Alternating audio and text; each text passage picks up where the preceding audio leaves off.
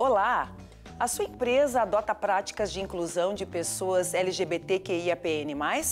Segundo pesquisa do LinkedIn, maior rede social profissional do mundo, 47% dos entrevistados afirmam que não há ou que não sabem da existência dessas práticas no seu local de trabalho.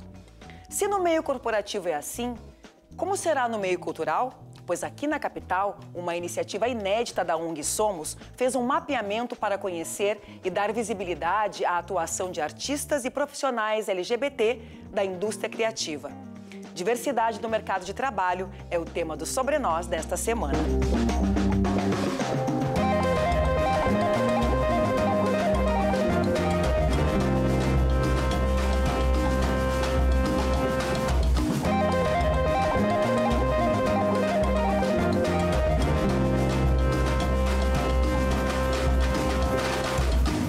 Pouca visibilidade, falta de oportunidades e de espaços para trabalhar. Esses foram alguns dos desafios apontados pelos profissionais LGBT nos dados preliminares da pesquisa realizada pela ONG Somos. E para falar sobre esse mapeamento e o cenário do trabalho desses profissionais, estão aqui Caio Klein, diretor executivo da ONG Somos, e Vanessa Amaral Prestes, professora na Universidade La Salle, pesquisadora sobre a temática de diversidade e inclusão nas organizações. Sejam muito bem-vindos, obrigada pela presença. Caio, eu começo contigo. Conta pra gente como é que te deu a ideia, como é que a ONG, teve a iniciativa de fazer essa pesquisa. Tudo bem, Clarissa? Então, a Somos, nesses 24 anos de atividade, já teve diversas iniciativas no campo da cultura, no campo da comunicação como um todo. Essa iniciativa mais recente da ONG, ela partiu do Núcleo de Cultura, que atualmente é tocado pelo nosso coordenador Sebastião Nostroza, e vem muito numa ideia de pensar a retomada cultural. Desde o final da pandemia, então, a gente tem tido aí esse momento de retomada do setor cultural. Depois da enchente aqui no Rio Grande do Sul, a gente também teve um abalo bem significativo das atividades culturais. Então, vem muito nesse cenário, de pensar como estão as pessoas da nossa comunidade inseridas nesse mercado, nessa indústria criativa. Então, a ideia vem justamente de pensar em que setores essas pessoas estão, quais são as oportunidades de trabalho, quais são os perfis dessas pessoas. E a gente fala desde artistas, mas fazedores de cultura de modo geral. A gente está falando de produtores, de figurinistas, a gente está falando de publicitários, criativos de modo geral. Ah, legal. Daqui a pouquinho a gente volta a falar sobre a pesquisa. Vanessa, alguns dos aspectos apontados nas pesquisas do LinkedIn, sobre LGBTQIA+, foram discriminação, piadas, comentários homofóbicos e a falta de representatividade pela sua experiência e pelas pesquisas. Esses são os pontos mais fortes? Acredito que sim, ainda existe um preconceito muito velado dentro das organizações com relação à pauta LGBTQIAPN+.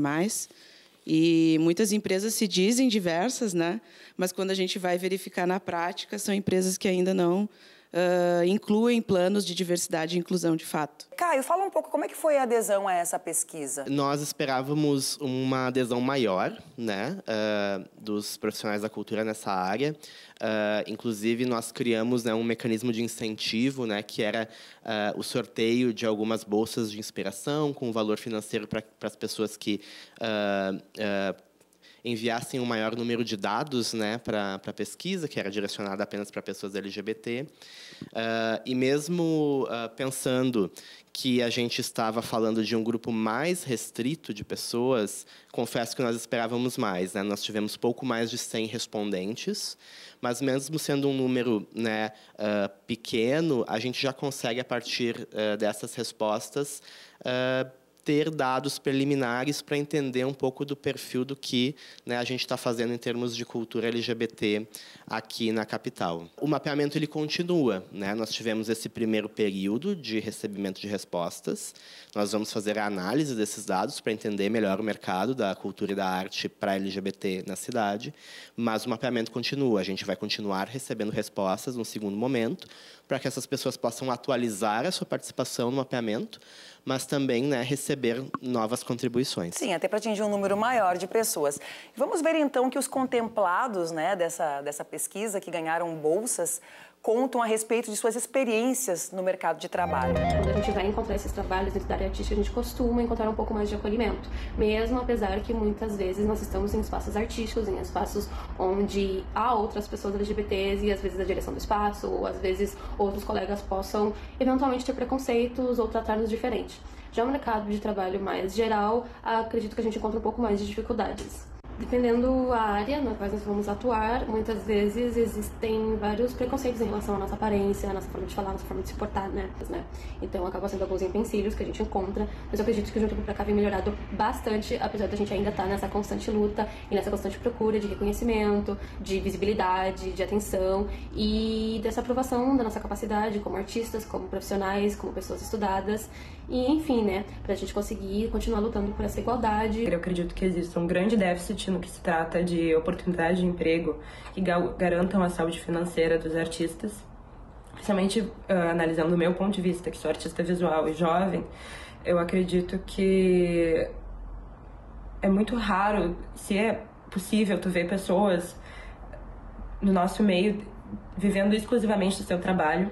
Dessa forma, para as pessoas LGBT vai ser mais difícil, porque na necessidade de se ancorar no mercado de trabalho geral, a empregabilidade desce ainda mais quando a gente vai olhar para pessoas queer, pessoas dissidentes de gênero.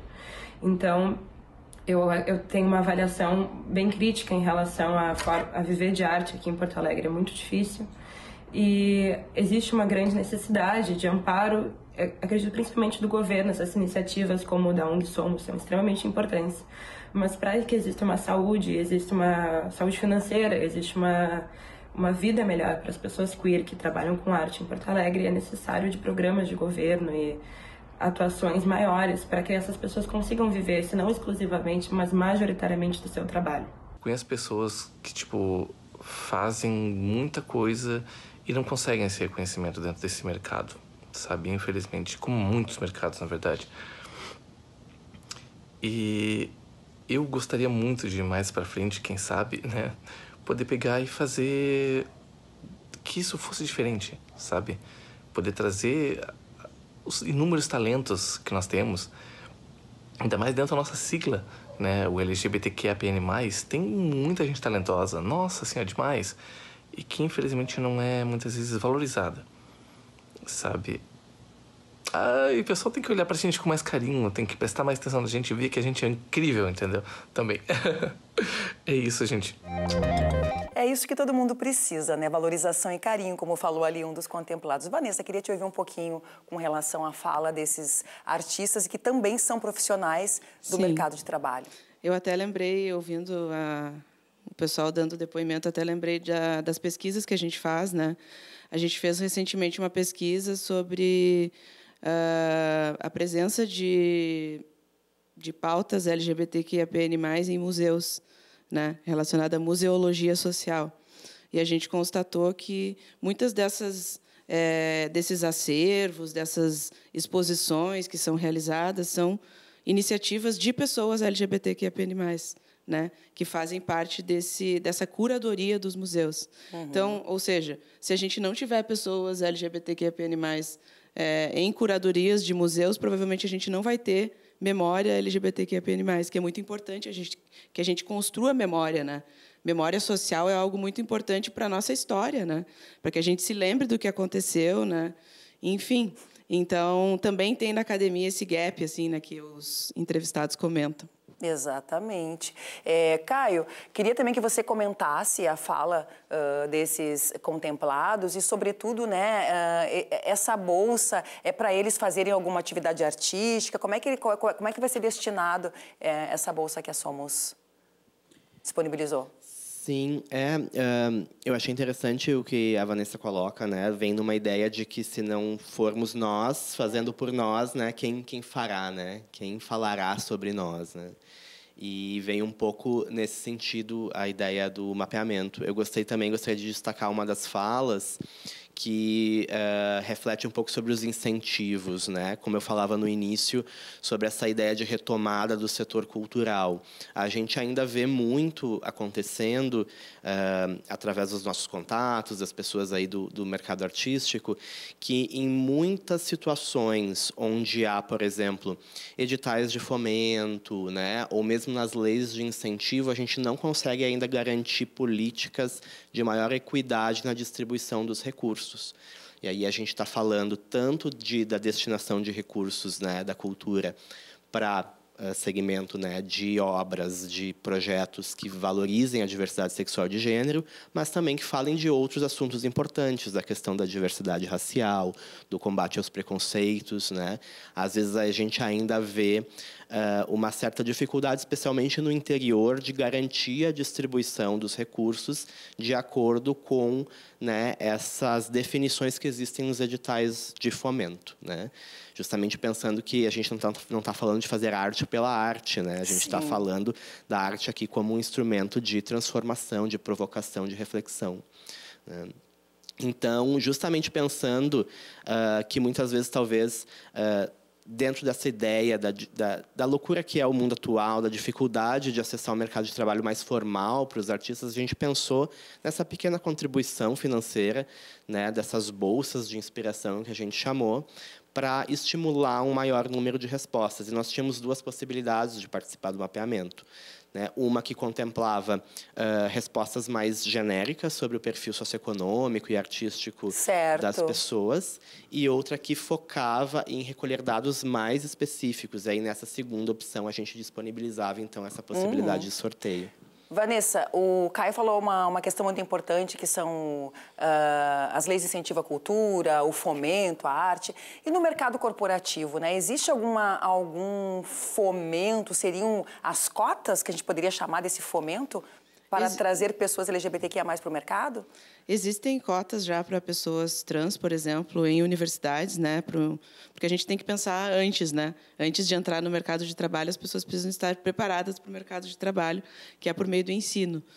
Existem algumas empresas que implementam práticas, né, afirmativas, que a gente chama.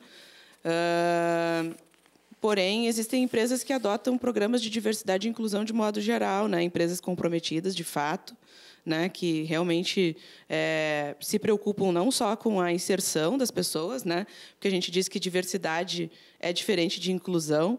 Então, diversidade é colocar a demografia social para dentro da empresa, né?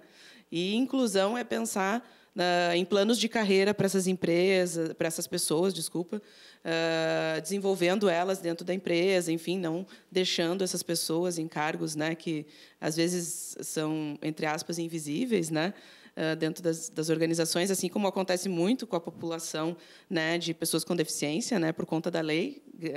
Que bom que a gente tem uma lei, né, para garantir essa inserção, mas a gente precisa de planos de desenvolvimento de carreira dentro dessas empresas. A gente volta a falar mais sobre isso na volta do intervalo, entender um pouquinho mais como é que funciona o modus operandi do mundo corporativo para a inclusão na prática dessas pessoas. A gente vai ao intervalo e já volta.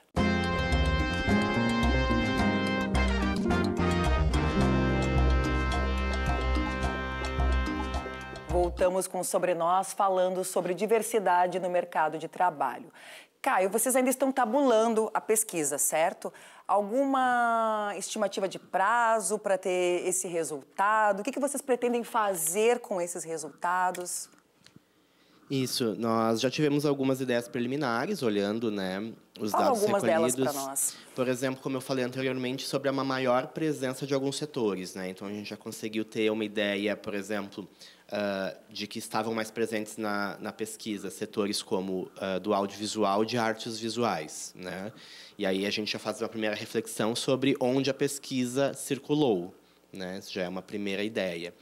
Mas nós estamos ainda trabalhando, tabulando nos dados. Nós pretendemos, aí, em torno de 2 meses, começar a trazer essas informações mais para o público, né? E aí a gente fala, claro, olhar o dado quantitativo, né, sobre as respostas em si, mas trazer quais são as nossas reflexões enquanto movimento social sobre aquilo, né? Não basta olhar para um dado cru, né, e esperar que ele fale por si só. A gente precisa, então, refletir sobre esse dado, né? E, a partir dessas reflexões, aí sim, né, poder pensar sobre como essas novas informações podem, de alguma forma, fomentar o nosso trabalho enquanto organização, né, que estimula a cultura LGBT, mas também como a gente pode utilizar esses dados para provocar mudança, né, provocar o próprio poder público, por exemplo, na sua política cultural. Como sugestões de políticas públicas ou de projetos, talvez para equalizar algum dado preocupante ou negativo, seria mais ou menos isso. Exatamente, exatamente. E também pensando as respostas mais qualitativas, né, que os entrevistados trouxeram sobre, por exemplo, preocupações sobre o futuro, preocupações sobre a formalização do seu trabalho, sobre oportunidades futuras, né? Isso também é um dado bastante importante. A gente observou que a maioria dos respondentes, numa primeira olhada, assim, não estão formalizados, né? Sim. Então, isso é algo também que a gente quer refletir mais sobre isso. Vanessa, esse tipo de pesquisa, né, no mercado, no meio corporativo, por exemplo, esses dados que a LinkedIn apontou, quando são feitas aqui no Brasil, também tem esse trabalho reflexivo e pode gerar políticas públicas ou é uma mera informação? De fato, para a implementação de práticas, chegou por meio de multinacionais, principalmente do setor tecnológico, né? Que geralmente são empresas que estão um pouco à frente, né, das demais com relação a essas práticas, porque são empresas multinacionais, então vêm regras de fora, né, onde elas precisam implementar no Brasil. Então, por ética ou por outras questões, né, que muitas empresas implementam assim visando lucro, visando maior criatividade das equipes, porque realmente, de fato, equipes mais diversas trazem mais criatividade, trazem mais inclusão para dentro das empresas. Então, acontece, né, muito dessas práticas dentro das organizações. Geralmente, essas organizações elas começam fazendo um censo, né, para verificar como que elas estão. Isso seria o mais correto, digamos assim, né? O segundo passo, geralmente, é uma sensibilização da alta liderança, porque sem dinheiro, né, a gente não consegue sustentar as práticas de inclusão. Então, a gente precisa que os gestores do alto escalão estejam comprometidos, né, com essas práticas. Depois, as empresas desenvolvem, muitas vezes, planos de treinamento, né, que incluem, por exemplo, ações para combater vieses inconscientes dentro do ambiente de trabalho, né, para mitigar, por exemplo, piadas homofóbicas, enfim, né, que até prejudicam a saúde mental, né, de vários colaboradores e colaboradoras que fazem parte da comunidade LGBTQIA+. A Vanessa puxou um aspecto interessante quando ela fala em multinacional, né? E aí a gente tenta ver de que forma o mercado internacional afeta aqui no Brasil. Por exemplo, quando o Donald Trump agora reassumiu o governo dos Estados Unidos, uma das primeiras coisas que ele fez foi acabar com as políticas de diversidade, né? E as empresas, por sua vez, talvez até por já estarem numa situação mais confortável, resolveram, de certa forma, aderir. Isso traz algum reflexo aqui no Brasil a médio e longo prazo, considerando que muitas multinacionais estão aqui? Curto prazo, né? Já está acontecendo? Já está acontecendo, eu recebo de alunos que estavam empregados como líderes de diversidade e inclusão dentro das empresas, sendo demitidos, né, cortes de recursos destinados a essa área. Então, esses são os principais reflexos que eu já presenciei assim nos últimos meses, né? Fora anúncios, né, de empresas que estão descontinuando programas de diversidade e inclusão, porque essas empresas também têm interesses governamentais, né, de relacionamento com o governo. Então, como são empresas multinacionais e muitas dessas empresas estão localizadas no norte global, Estados Unidos, Vale do Silício, né? Então, elas se preocupam também com o apoio que o governo de lá vai prestar para essas empresas. Acabaram descontinuando essas práticas. A gente sente, né, meses, por exemplo, como o mês de junho, que é um mês emblemático para a comunidade LGBT, já um pouco minguando de atividades relacionadas, né, que impulsionavam muito, né, a visibilidade da comunidade. Certo. Uma pergunta que eu queria fazer aqui para vocês dois, que envolve o mercado de trabalho, não exatamente o mercado criativo, se as pessoas LGBT estão assumindo a sua orientação sexual ou a sua identidade de gênero e se é que isso se faz necessário, né? A gente está falando para além da questão da diversidade sexual de gênero, né? Sim. A gente está falando de um espaço onde se reflete também sobre privilégios socioeconômicos, né? Então, é absolutamente diferente, por exemplo, um homem gay branco de ensino superior assumir a sua homossexualidade em uma empresa de tecnologia, né? Do que um homem gay pobre, negro, assumir isso numa empresa de construção civil.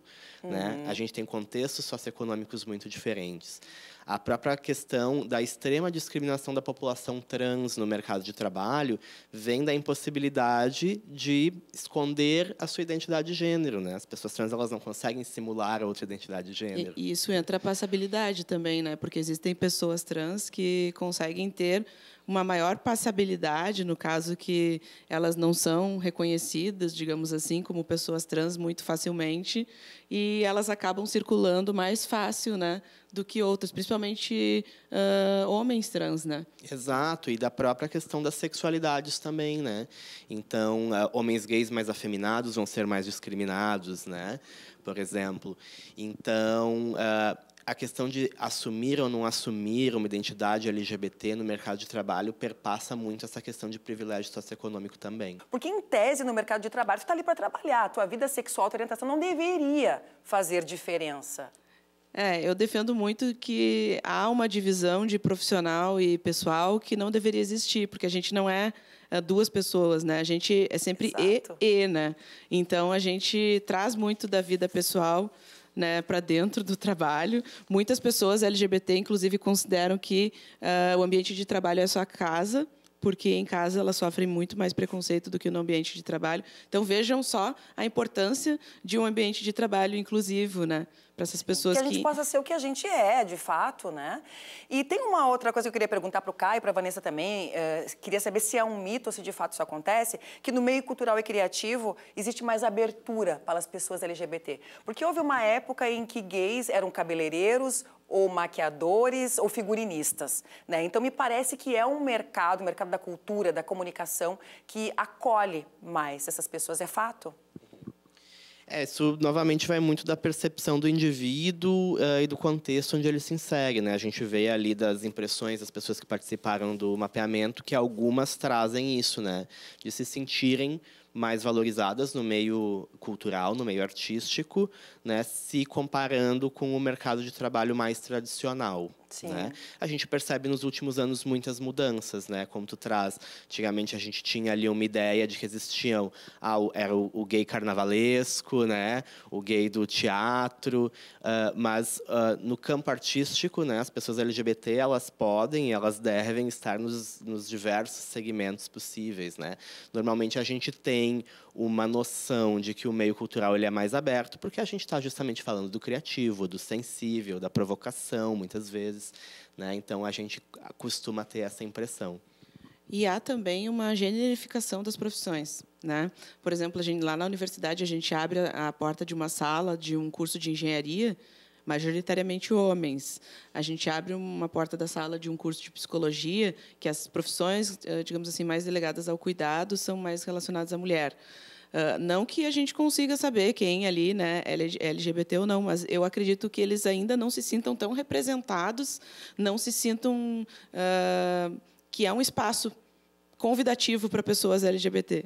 Né? Sim. Assim como mulheres não se sentem ainda pertencentes ao espaço das engenharias, né? A gente ainda tem muitos passos para caminhar para que isso seja algo mais com equidade, né? Exatamente. Um ponto importante da pesquisa do LinkedIn é que mostrou que 47% das pessoas LGBTQIA+, sofrem com questões da saúde mental.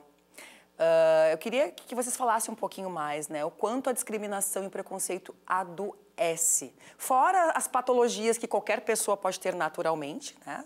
As questões de doenças emocionais, psiquiátricas, tem também aquelas que a gente adquire com a vida.